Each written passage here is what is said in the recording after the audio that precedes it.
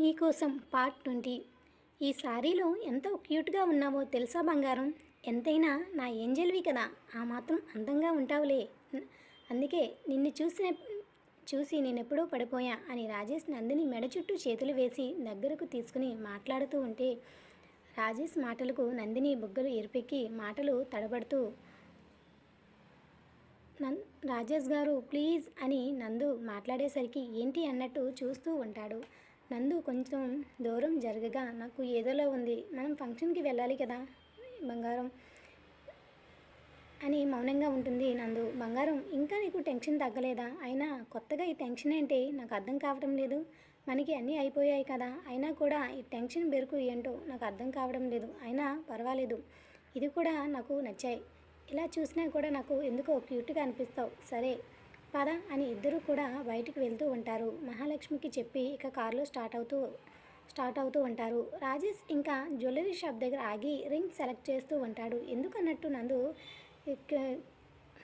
Confusion ఎక్స్ప్రెషన్తో ఇక రాజేష్ను చూస్తూ ఉండేసరికి చెప్తా అన్నట్టు కళ్ళతో సైగ చేస్తూ ఉంటాడు రాజేష్.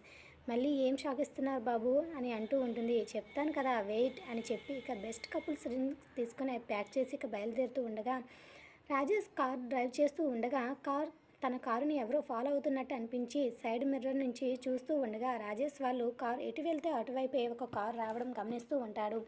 వెంటనే రాజేష్ తన పర్సనల్ సెక్యూరిటీకి ఫోన్ చేసి ఇన్ఫామ్ చేస్తాడు. కార్ డీటెయిల్స్ ప్రతిదీ కనుక్కోమని. తను ఏమీ పట్టించుకోనట్టు ఇక కారునైతే చూసి చూడనట్టుగానే ముందుకు డ్రైవ్ చేస్తూ కాత్యాయని వాళ్ళ ఇంటికి వెళ్తారు. వాళ్ళు కూడా రెడీగా ఉండడంతో రాజేష్ అందరినీ కాసేపు పలకరించి ఏర్పాట్లు ప్రతిదీ మాట్లాడుకున్న తర్వాత తను తెచ్చిన రింగ్స్ కాత్యాయని వాళ్ళకి ఇచ్చి అప్పటికే ఫంక్షన్కి లేట్ అవుతుంది పదండి అని చెప్పి అందరూ కూడా ఇక రాము వాళ్ళ ఇంటికి బయలుదేరుతూ ఉంటారు. రామ్ అయితే తన గదిలోని టెన్షన్తో ఏం చేయాలో అర్థం కాక బుర్ర పీక్కుంటూ ఉంటాడు. అసలు ఏమీ అర్థం కాదు, తల మొత్తం మొద్దుబారిపోతూ ఉంటుంది. ఏ ఆలోచన కూడా బుర్రలో స్ట్రైక్ అవ్వదు. ఎంగేజ్మెంట్ ఆలోచన మీదే ఉంటూ ఉంటుంది. అప్పటికే 11 అవుతుంది, టైం అయ్యింది. బయట కారు సౌండ్ వినబడడంతో జానకి గారు బయటికి వెళ్ళి రాజేష్ వాళ్ళు రావడంతో వాళ్ళని సాదరంగా ఆహ్వానించి రాజేష్ని బాబు వచ్చావా అని ఆప్యాయంగా పలకరించి అందరినీ లోపలికి తీసుకుని వస్తారు. అప్పటికే ఏర్పాట్లు పూర్తి అవ్వడంతో వాళ్ళకి అక్కడ కూర్చోబెట్టి ముందుగా స్వాతిని తీసుకుని వస్తూ ఉంటారు. అప్పటికే చాలా ఆలస్యం అవడంతో ట్రాఫిక్ ఎక్కువ వల్ల వాళ్ళు రావడం కొంచెం ఆలస్యమైంది. అందుకే అన్ని ఏర్పాట్లు ముందుగా వాళ్ళే రెడీ చేసి పెడతారు. అప్పటికే స్వాతి కూడా రెడీగా ఉండడంతో సాత్విక్ వాళ్ళు వచ్చి కూర్చునేసరికి వాళ్ళ ఫ్రెండ్స్తో చెప్పి స్వాతిని తీసుకుని రమ్మంటారు జానకి గారు. ఇక స్వాతి వచ్చి కూర్చున్న తర్వాత సాత్విక్ స్వాతి ఇద్దరు కూడా ఒకరినొకరు చూసుకుని స్వాతి చిన్నగా తలదించుకుని ఉంటుంది సిగ్గుతో. ఇక పెద్దలందరూ ముందే మాట్లాడుకోవడంతో ఇంకా ఎవరికి ఎలాంటి ప్రాబ్లం లేకపోవడంతో అన్ని ఏర్పాట్లు వాళ్ళు కూడా చూసుకుంటూ ఉంటారు. పంతులు గారికి ఇంకా ఏమైనా కావాలా అని అడుగుతూ ఉంటారు కాత్యాయని వాళ్ళు. రాజేష్ అయితే చిన్నగా నవ్వుకుంటాడు. వీడేడి అని చుట్టూ చూస్తూ ఉంటాడు. రామ్ మాత్రం ఎక్కడా కనిపించడు రాజేష్కి. ఆంటీ అని ఎక్కడా కనిపించడు ఆంటీ అని రాజేష్ అడిగేసరికి వాడు ఇంకా గది నుంచి బయటకు రాలేదు బాబు, టెన్షన్ పడుతున్నాడు, నువ్వు వెళ్ళు అని జానకి గారు చెప్పడంతో సారిక అయితే చిన్నగా బ్లష్ అవుతూ ఉంటుంది. రామ్ పేరు వినగానే ఏదో తెలియని ఫీలింగ్ మెదురుతూ ఉంటే గుండెలో అలజడికి బొగ్గలు 2 చెర్రీలా ఎరుపెక్కగా సిగ్గుతో తలదించుకుని ఉంటుంది. ఇక రాజేష్ అయితే సరే అని రాము గదిలోనికి వెళ్ళగా కాలు కాలిన పిల్లిలా గిరగిరా తిరిగేస్తూ ఉంటాడు రామ్. ఏమైందిరా అంత టెన్షన్గా ఉన్నావేంటి? ఒరే రాజేష్ వచ్చేసావా? చూసావా ఈరోజు నాకు ఎంగేజ్మెంట్ అంటున్నారా? పెళ్లి చూపులు అనుకునే టెన్షన్ పడితే అమ్మ ఎంగేజ్మెంట్ నాకు జరక్కిచ్చిందిరా. అసలు ఏం చేయాలో కూడా నాకు అర్థం కావటం లేదు, బుర్రంతా పాడైపోయింది తెలుసా, ఒక్క ఆలోచన కూడా రావటం లేదు అంటూ సారిక ఏమో ఫోన్ చేస్తే లిఫ్ట్ చేయడం లేదు. ఏంట్రా అసలు ఏం మాట్లాడుతున్నావు? సారిక ఏమైనా చెప్పిందా? చెప్పరా ప్లీజ్ అని అంటూ ఉంటే లేదురా, నాకు సారిక ఏమీ చెప్పలేదు, ఎంత అడిగినా సరే ఏమీ మాట్లాడకుండా మౌనంగా ఉంది. సరే అని టైం అవుతుంది కదా అని నేను నందు తీసుకుని వచ్చేసాను, పద టైం అవుతుంది ఎంగేజ్మెంట్కి అని అనేసరికి ఏం మాట్లాడుతున్నావురా రాజేష్, కొంచెమైనా అర్థం ఉందా అని అంటుంటే మరి ఏం చెప్పాలిరా, సారిక ఏమీ చెప్పకుండా సమాధానం చెప్పకపోతే మీ అమ్మ వాళ్ళని బాధ పెడతావా, ఎప్పుడైనా ఆంటీ వాళ్ళని బాధ పెట్టావా చెప్పు అని రాజేష్ ఎమోషనల్ బ్లాక్మెయిల్ చేస్తూ ఉంటే రామ్ ఇంకేమీ అనలేక తలదించుకొని మౌనంగా వెళ్ళి సారికకి ఎదురుగా కూర్చుంటాడు. సారిక చక్కగా తలెత్తి రామ్ని చూసి సిగ్గుపడుతూ ఉంటే అమ్మాయి కంటే ఎక్కువగా సిగ్గుపడుతూ ఉంటాడు రామ్.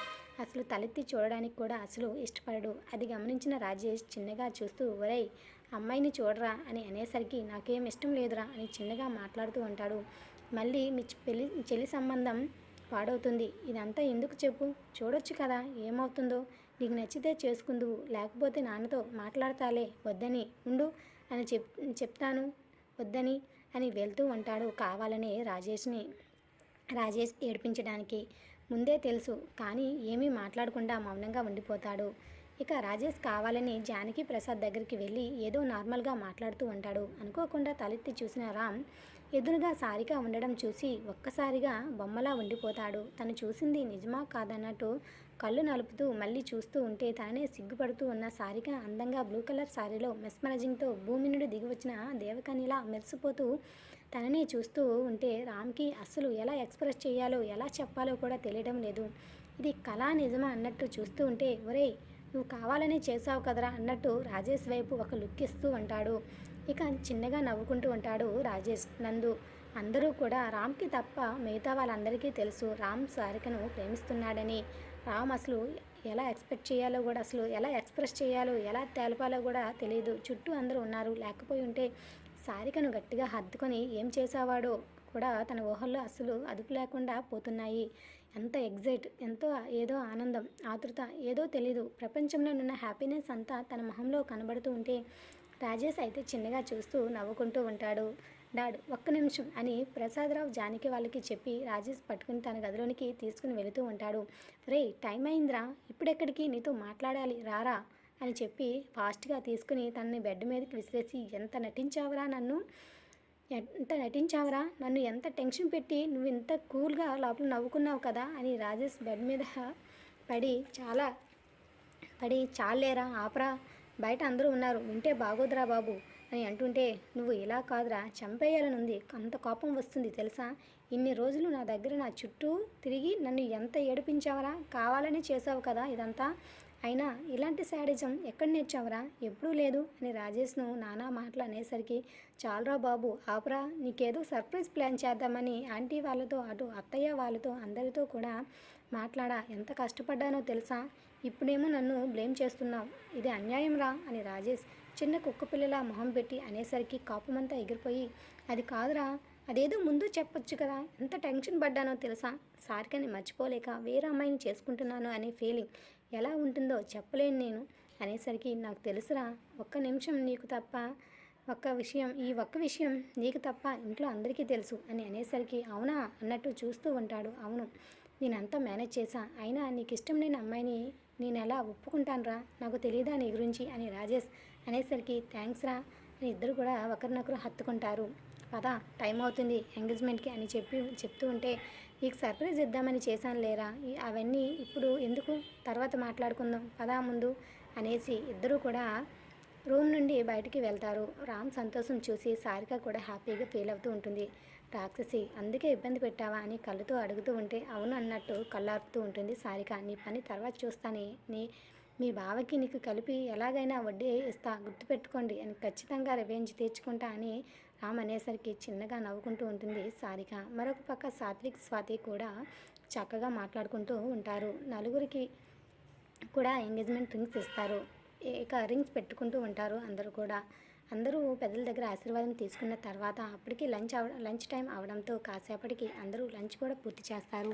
ఇక పంతులు గారు ముహూర్తం పెట్టడంతో మరో నెల రోజుల్లో పెళ్ళి ఉంది అని చెప్పగానే రామ్ సారిక సాత్విక్ స్వాతి ఎంత సంబరపడ్డారో. రాజేష్ అయితే అంతే హ్యాపీగా ఫీల్ అవుతూ ఉంటాడు. ఎంత సంతోషంగా చూసేటప్పటికి మహేంద్ర వర్మ వాళ్ళు కూడా రావాలనుకున్నప్పటికీ కొంచెం వర్క్ ఉండడంతో వాళ్ళు రాలేకపోతారు. కానీ పెళ్లి బాధ్యత మాత్రం రాజేష్ తీసుకుంటాడని చెప్పడంతో కాత్యాయని అయితే చాలా హ్యాపీగా ఫీల్ అవుతూ ఉంటుంది. ఇటు రామ్ వాళ్ళ అమ్మ నాన్న వాళ్ళు కూడా చాలా హ్యాపీగా ఫీల్ అవుతూ ఉంటారు. ఈ బాధ్యత అంతా రాజేష్ తన చేతుల మీదుగా పెళ్లి జరిపిస్తానని మాట ఇవ్వడంతో మీరు టెన్షన్ పడకండి నేనంతా చూసుకుంటానని రాజేష్ అయితే అందరికీ చెప్తూ ఉంటాడు. ఇక అందరూ కూడా లగ్న పత్రికలు రాసిన తర్వాత సారిక రామ్ ఒకరు రూమ్లోకి వెళ్ళి మాట్లాడుకోవాలని జానకిని అడిగేసరికి సరే అన్నట్టు తలొప్పుతూ ఉంటుంది. తలుపుతూ ఉంటారు. సారికను రామ్ గదిలోనికి తీసుకుని వెళ్ళి డోర్ గడియ పెట్టేసి, రాక్షసి, ఎన్నిసార్లు ఫోన్ చేశాని, నిన్ను చిన్న మెసేజ్ పెడితే నీ సొమ్మం పోయిందా? ఇంట్లోని హ్యాపీగా ఉండి మీ బావ నువ్వు కలిసి నన్ను ఎంత ఏడిపించారో తెలుసా? దీనికి తప్పకుండా రివెంజ్ తీర్చుకుంటా అని సారిక దగ్గరికి వెళుతూ ఉంటే సారికలో కంగారు మొదలై ఏదో తెలియని బిడియం ఒళ్ళంతా జల్లుమని చిన్నగా వణుకుతూ వెనక్కిది జరుగుతూ ఉంటే, ఏంటే భయపడుతున్నావా? నన్ను ఎంత టెన్షన్ పెట్టి భయపడ్డారో తెలుసా? ఇద్దరు బావ మరదలు అని దగ్గరికి వెళుతూ ఉంటాడు. వెనుక గోడ ఉండడంతో సారిక వెనక్కి జరగలేక గోడకి అతుక్కుపోతుంది. ఇక రెండు చేతుల మధ్య రామ్ తనని లాక్ చేసి తననే చూస్తూ ఉంటే అప్పటికే చెమటలు పట్టేస్తాయి సారికకి. రామ్ తన దగ్గరగా వచ్చేసరికి అసలు గుండె అయితే ఎంత వేగంగా కొట్టుకుంటుందో ఏదో తెలియని బిడియం ఆవహించి ఉంటే సిగ్గుతో చిక్కిళ్ళు ఎరిపెక్కి ఒళ్ళంతా ఎర్రగా మారిపోగా తనని అలా చూస్తూ చిన్నగా నవ్వుకుంటూ ఉంటాడు రామ్. ఏంటి భయపడ్డావా అని మనసులో అనుకుంటూ, స్వీట్గా ఏదైనా ఇవ్వవా ఎంగేజ్మెంట్ గుర్తుగా అని అనేసరికి చిన్నగా తడబడుతూ తనని దూరం నెట్టేయడానికి ప్రయత్నిస్తూ ఉంటుంది సారిక. అంత ట్రై చేయకే, నేను ఎక్కడికి కూడా కదలను అని చెప్పి ఇంకా తనని గట్టిగా హత్తుకొని తన మీదకి అదముకుంటూ ఉంటాడు రామ్. ఇంకా సారిక ఏం మాట్లాడాలో తెలియక బిత్తర చూపులు చూస్తూ ఉంటుంది. ఏం చేస్తున్నారు? ప్లీజ్ వదలండి, నాకు ఏదోలా ఉంది. అసలు ఇప్పుడేంటి ఇదంతా అని అనేసరికి, నన్ను టెన్షన్ పెట్టేందుకు తెచ్చుకోవాలి కదా, ఒక్క క్షణానికే ఇలా అయిపోతే ఎలా చెప్పు? ముందు చాలా ఉంటుంది, అసలు వదలు నేను అని చెప్పి నడుం మీద గట్టిగా ప్రెస్ చేస్తూ ఉండేసరికి ఒళ్ళంతా చెమటలు పట్టేస్తూ ఏదోలా అయిపోతుంది సారికకి. అసలు ఏం మాట్లాడాలో కూడా అసలు అర్థం కాదు. ఇక చిన్నగా తన నుదుటి మీద పడుతున్న చెమటలు తుడిచి బొగ్గు మీద చిన్నగా ముద్దు పెట్టుకుని, థ్యాంక్స్ బంగారం అని, ఈ సర్ప్రైజే కాదు, థ్యాంక్స్ బంగారం, ఇలా ఈ సర్ప్రైజ్ కాదు కానీ ఎక్కడ దూరం అయిపోతావో అని కొంచెం టెన్షన్ పడ్డా. ఇట్స్ ఓకే, చాలా బాగుంది అని చెప్పి, టెన్షన్ పడకు, ఇంకేం చేయనులే, భయపడకు అని చెప్పి తనకి దూరం జరిగి బెడ్ మీద కూర్చొని తనని చూస్తూ ఉంటాడు. బంగారం, ఈ సారీలో ఎంత ముద్దుగా ఉన్నావో తెలుసా? ఎంత ముద్దుగా అంటే చెప్పలేను కూడా. ఆఫీస్లో చూసిన సారికకు ఇప్పుడు చూస్తున్న సారికకు చాలా తేడా ఉంది. సారిక తన అలజడిని కంట్రోల్ చేసుకుని పెరుగుతున్న గుండె వేగాన్ని అదుపు చేసే ప్రయత్నం చేస్తూ, సరే రామ్ గారు, నాకు ఒక విషయం చెప్పండి. ఒకవేళ ఆ ప్లేస్లో నేను కాకుండా వేరే అమ్మాయి ఉంటే మీరు చేసుకుంటారా? అంటే నన్ను నిజంగా ప్రేమించలేదా అని సూటిగా అతని కళ్ళల్లోకి చూస్తూ ఉంటే, ఏమో తెలీదే, ఎన్నిసార్లు కాల్ చేశా, నువ్వు నాకు రిప్లై ఇవ్వలేదు, కనీసం నాకు ఐ లవ్ యూ అయినా చెప్పావా? ఇక అని తన ఒళ్ళో కూర్చోబెట్టుకుని I love you so much Sarika అని అంటూ ఉంటాడు. కాదే, రిప్లై ఇవ్వు అని అనేసరికి ఈ మధ్య మీకు అల్లరి చేష్టలు ఎక్కువగా ఉన్నాయి, బయట చాలామంది ఉన్నారు, పదండి ఇప్పటికి మనం వచ్చి చాలా టైం అయ్యింది కదా అనేసరికి, వాళ్ళు ఏమీ అనుకోరులేవే, మన సంగతి వాళ్ళకి తెలిసిందే కదా, కొత్తగా ఏం జరగాల్సింది ఏమీ లేదు, పెళ్ళి కూడా అవుతుంది, ఎంగేజ్మెంట్ అయితే అయిపోయింది కదా, ఈ మాత్రం క్లోజ్గా ఉన్నా ఏం కాదులేవే అని అంటూ ఉంటే, అబ్బో అయ్యగారికి చాలా ఊహలున్నాయే, ఆలోచనలు అని సారిక అనేసరికి, మరి ముందు చాలా చూస్తావు కానీ అలా ఇద్దరు మాట్లాడుకుంటూ ఉండగా ఎవరో డోర్ కొట్టినట్టు అనిపించేసరికి ఒక్కసారిగా రామ్ ఒడిల నుండి లేచి దూరం జరుగుతూ ఉంటుంది. ఎదురుగా నందు, ఏం చేస్తున్నారు ఇక్కడ? ఇంకా అలా బయట పెద్దవాళ్ళందరూ వెయిట్ చేస్తున్నారు, పదండి అనగానే, పద అనుకొని ఇక కంగారుగా నందు వెనకాల సారిక వెళుతూ ఉండేసరికి చూసి చిన్నగా నవ్వుకుంటాడు రామ్. రాజేష్ వెనకాల వచ్చి రామ్ని అడుగుతూ ఉంటాడు, ఎలా ఉంది అని అనేసరికి, ఎలా ఉంది అంటావేంట్రా, మైండ్ అసలు బ్లాక్ అనుకో, చాలా బాగుంది, లైఫ్ లాంగ్ గుర్తుంటుందేమో, అంత సర్ప్రైజ్గా ఉంది తెలుసా, థ్యాంక్సా అని గట్టిగా హత్తుకుంటాడు రాజేష్ని. ఎప్పుడు నా బెస్టే రా నువ్వు, నాకు తెలుసు, నాకు కష్టం కనిపించే పని ఎప్పుడు కూడా నువ్వు నాకు చేయవు అని ఇద్దరు కూడా అలా మాట్లాడుకుంటూ ఉంటారు. అలా ఎంగేజ్మెంట్ అయితే కొంచెం సర్ప్రైజ్గా, కొంచెం హడావిడిగా, కొంచెం షాకింగ్గా, చాలా గ్రాండ్గా అయితే అయిపోతుంది. జానకి గారు, ప్రసాదరావు గారు, కాత్యాయని వాళ్ళు, మిగతా వాళ్ళందరూ కూడా పెళ్లి గురించి, ఏర్పాట్ల గురించి కాసేపు మాట్లాడుకుని సాయంత్రం అందరికీ కూడా స్వాతి చేతుల మీదుగా కాఫీలు ఇచ్చి తాగిన తర్వాత సాత్విక్, సారిక వాళ్ళు ఇక కాత్యాయని వాళ్ళతో ఇంటికి బయలుదేరుతూ ఉంటారు. ఇక రామ్ అయితే ఏదో తెలియని హ్యాపీనెస్లో ముఖం అయితే వెలిగిపోతూ సారిక వైపు చూస్తూ ఉంటే సారిక చిన్నగా సిగ్గుపడుతూ ఉంటుంది. ఒరేయ్, మరీ దాన్ని తినేసేలా చూడకురా బాబు, చూడలేకపోతున్నాం, ఇక్కడ అందరూ ఉన్నాం, కాస్త చూసుకోరా అని రాజేష్ కావాలని రామ్ని టీస్ చేస్తూ ఉంటే చురుగ్గా చూస్తూ ఉంటాడు రామ్. పదరా లోపలికి వెళ్దాం, పనుంది అని చెప్పి ఇద్దరూ కూడా రామ్ గదిలోనికి వెళ్తూ ఉంటే నందు ఒంటరిగా ఫీల్ అవుతూ చుట్టూ చూస్తూ ఉంటుంది. అప్పటికి జానకి గారు నందుతో మాట్లాడుతూ ఉండడంతో కాస్త చనువుగా రామ్మ అని నందిని హాల్లోకి తీసుకుని వెళ్ళి కూర్చోబెట్టి మాట్లాడుతూ ఉంటారు. నువ్వేమీ టెన్షన్ పడకురా, ఇది కూడా నీకు పుట్టిల్లు లాంటిదే, హ్యాపీగా ఇక్కడ ఉండు, నీకేది నచ్చితే అది తీసుకో అమ్మా అని ప్రేమగా చెప్పేసరికి అది అది కాదు అంటూ ఉంటే అది అలా ఏమీ లేదురా, అత్తమ్మ అని ప్రేమగా పిలువు, నాకు కూడా చాలా నచ్చుతుంది అని అనేసరికి సరే అత్తమ్మ అని నందిని అంటూ ఉంటుంది. ఇక సరే, ఈ రాత్రికి మీరు ఇక్కడే ఉండిపోండి, పొద్దున్నే వెళ్దురు అని అనేసరికి కంగారుగా చూస్తూ ఉంటుంది. నేను రాజేష్కి చెప్తాలేరా, నువ్వేం కంగారు పడకు, వాడు నా మాట ఎప్పుడూ కూడా కాదనడు అని అనేసరికి సరే అని తల ఊపుతూ ఉంటుంది నందిని అయితే. ఇది రోజు ఎపిసోడ్ అండి. మీకు ఎలా అనిపించింది అనేది మీ అమూల్యమైన మాటల్లో మాకు తెలియచేయండి. Thanks for listening. బాయ్.